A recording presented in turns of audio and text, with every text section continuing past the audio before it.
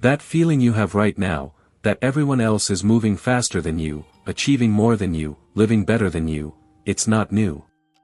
2,000 years ago, Seneca wrote, "We suffer more often in imagination than in reality." Welcome back to my channel. Today, we're talking about something I know many of you are feeling. That nagging sensation that somehow, you've fallen behind in the race of life. Maybe you scroll through social media and see peers buying homes while you're still renting. Maybe you watch colleagues get promoted while your career seems stuck. Maybe you're watching friends build families while you're still figuring out what you want.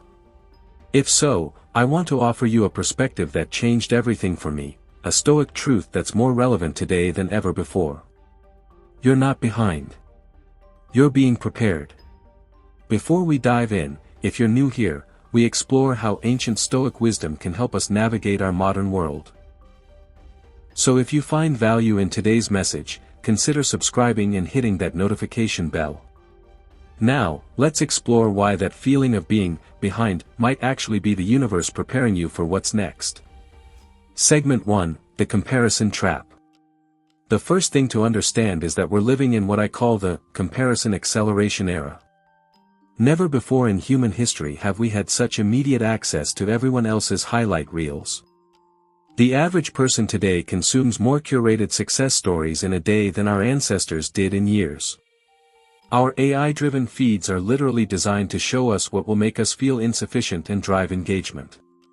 Marcus Aurelius wrote, "How much time and ease a man gains who does not look to see what his neighbor says, does, or thinks." Imagine how much peace Marcus would encourage us to find today, when we don't just see what our neighbors are doing, but what every stranger across the globe wants us to see about their lives. But the Stoics didn't just identify problems, they offered solutions.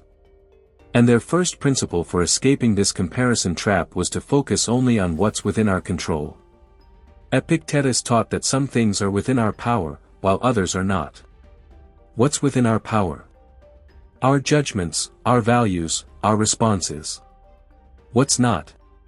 Other people's timelines, genetic advantages, circumstances of birth, and viral moments of luck. When you feel behind, ask yourself, am I comparing my journey to factors beyond my control? If yes, you're suffering unnecessarily. But there's something deeper going on here too. Segment 2, Divine Timing and Preparation. The Stoics believed in a rational universe, one where events unfold according to nature's wisdom, not our impatient timelines. Consider this, an oak tree takes decades to reach maturity. No amount of comparison to faster-growing plants changes this natural timeline. The oak's slow growth is precisely what gives it strength. Now, I want to share something personal.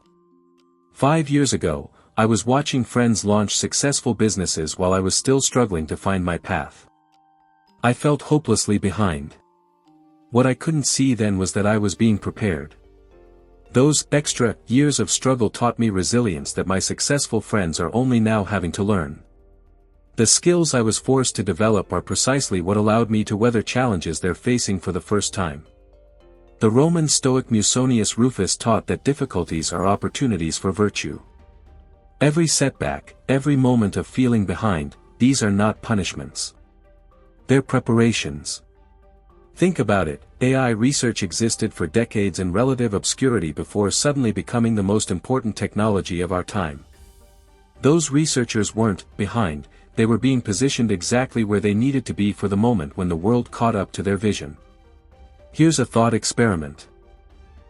What if every area where you feel behind is actually where you're being most carefully prepared? Segment 3, The Modern Burnout Epidemic. There's a particularly cruel irony to our time. In our rush to catch up, we're burning ourselves out at unprecedented rates. A recent study showed that over 77% of professionals report experiencing burnout in their current jobs.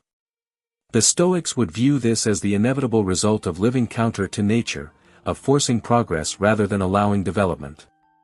Seneca wrote, "True happiness is to enjoy the present without anxious dependence upon the future."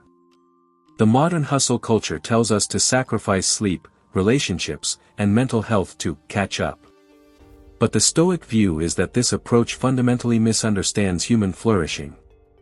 When you feel behind and push harder in response, you're often working against your natural development cycle. Like forcing a fruit to ripen before its time, the result might look right on the outside, but lacks the substance and sweetness that comes with natural timing. Let me offer an alternative framework from Stoicism. 1. Conventional view: I'm behind, so I must work harder and faster. 2. Stoic view: I'm exactly where I need to be, developing virtues I'll need later. 3. Result: peace in the present, sustainable growth for the future. This isn't about complacency. The Stoics were anything but complacent. It's about aligning your efforts with natural development rather than artificial timelines. Segment 4: Practical Stoic Exercises. So how do we apply this Stoic wisdom practically in our lives? I want to share 3 exercises that have transformed my relationship with feeling behind. Exercise 1: The Preparation Journal. Each week, write down the ways your current challenges might be preparing you for future opportunities. What skills are you developing? What resilience are you building? What insights are you gaining that others might not have? Exercise 2: The Reverse Timeline. Think of someone you admire who achieved success later than expected. Work backwards from their achievement to see how their delays and detours actually contributed to their ultimate success. For example, Vera Wang didn't start designing clothes until age 40. Those behind years as a figure skater and journalist gave her the unique perspective that made her extraordinary in fashion. Exercise 3: The Daily Dichotomy Exercise. Each morning, draw a line down the middle of a page. On one side, list what's within your control today. On the other, what isn't. Then focus exclusively on the first column. This classic Stoic practice helps you stop wasting energy on timelines and circumstances beyond your influence. We're conditioned to see life as a race with a standardized timeline. But nature shows us a different model: each organism develops according to its own perfect schedule. The apple tree doesn't rush to match the strawberry's early fruiting. The redwood doesn't apologize for taking centuries to reach its full height. So the next time you feel that pang of being behind, remember the Stoic truth: you're not behind. You're being prepared.